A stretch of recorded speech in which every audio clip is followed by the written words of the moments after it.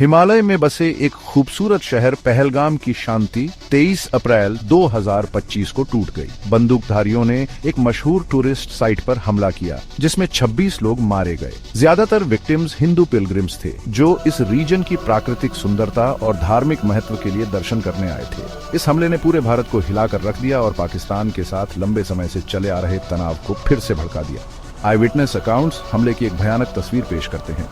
कुछ लोगों ने बताया कि बंदूकधारी गैर मुस्लिमों को निशाना बना रहे थे। दूसरों ने अंधाधुंध गोलीबारी की बात याद की, जिससे अफरा तफरी और डर फैल गया।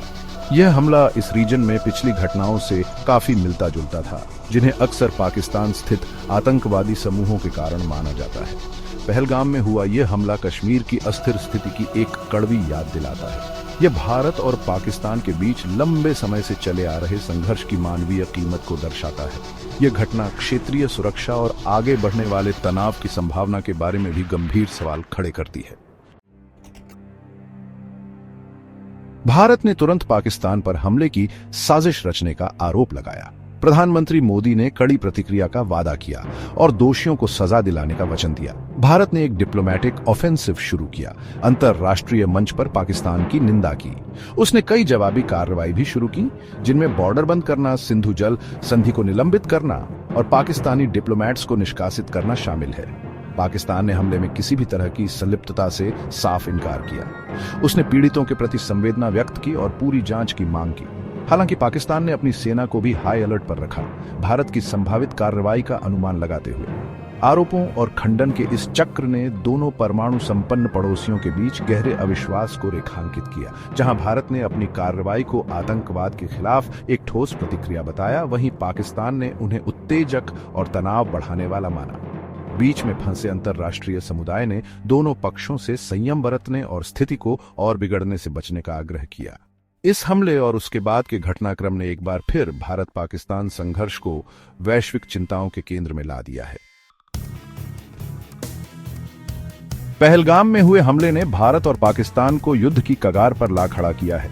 हालांकि न्यूक्लियर वेपन्स की वजह से पूर्ण युद्ध की संभावना कम है, लेकिन गलत अनुमान और अनपेक्षित वृद्धि का खतरा बहुत ज्यादा है। आने वाले दिनों और हफ्तों में कई परिदृश्य सामने आ सकते हैं, जिनमें से प्रत्येक के अपने संभावित परिणाम होंगे। सबसे तात्कालिक चिंता नियंत्रण रेखा, जो कश्मीर को विभाजित करने वाली वास्तविक सीमा है, पर बढ़ते झड़पों की संभावना है। दोनों पक्षों ने हाल के दिनों में सैन्य गश्त और तोपों की गोलाबारी बढ़ा दी है।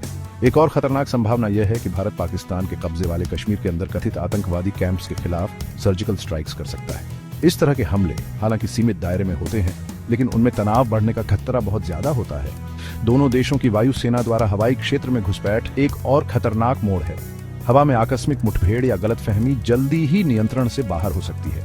अंत में पूरी तरह से डिप्लोमैटिक ब्रेकडाउन का खतरा है। इसमें डिप्लोमैटिक संबंध तोड़ना, व्यापारिक संबंधों को निलंबित करना और पानी के बंटवारे जैसे महत्वपूर्ण मुद्दों पर बातचीत रोकना शामिल हो सकता है। भारत और पाकिस्तान के बीच बढ़ते तनाव के दूरगामी परिणाम हैं। दोनों देशों के पास परमाणु हथियार हैं, जिससे कोई भी संघर्ष गंभीर अंतर्राष्ट्रीय चिंता का विषय बन जाता है। अंतर्राष्ट्रीय समुदाय, विशेष रूप से संयुक्त राज्य अमेरिका और चीन की इस संकट को कम करने में महत्वपूर्ण भूमिका है।